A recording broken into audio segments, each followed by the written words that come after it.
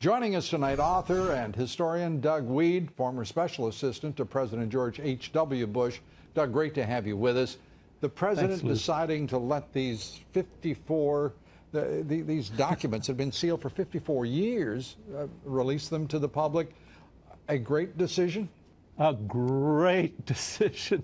Let the sunshine in. People are so sick and tired of cover-ups of Benghazi and cover-up for the Clinton scandals and cover-up for the elitists, the insiders. It's like they're princes and lords. They deserve to be in the Senate. How dare the people actually vote for someone else that they haven't approved? You know, George W. Bush, my buddy, when he was elected president, one of his first executive orders was to extend the amount of time that presidential papers could be withheld from the public. Yes. Donald Trump's first executive orders were jobs. It's about time to show some respect for the people and not treat them like children. Yeah, and the populists who supported this president, put him in office, and who are counting on him to save the republic have got to be mightily encouraged by this decision.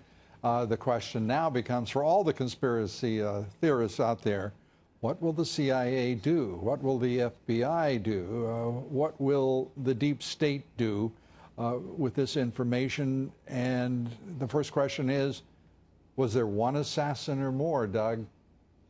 Well, you know, I try to hang on to the one. The Warren Commission said the one, but Lou, the Senate Select Committee on Assassinations, who had access to some of the CIA information we'll see Thursday, they said there were two. That's the government. So the Warren Commission was overruled by Senate years later. So and you know this, the president who put together the Warren Commission, Lyndon Johnson, told Walter Cronkite in an interview at the ranch that was held for years, held back from years from the public, that he wasn't entirely sure that there weren't others involved, as he put it.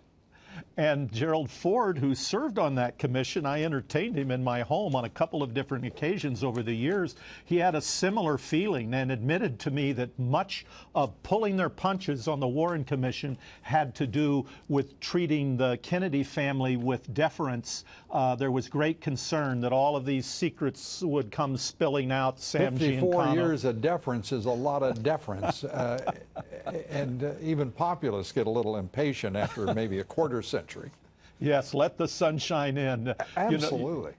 You know, Napoleon says that history is that version of events that people have decided to agree on. History isn't the truth. It's a version of events people decided to agree upon, and usually it's the elitist who make that decision. Let's hope some of these documents will turn us loose. I don't expect it to immediately answer the question. I don't think that'll be answered in my lifetime of who did it. But we're going to have to find out, Doug, because it's coming up quick, and we're out of time, and we appreciate your views. Thanks, Doug.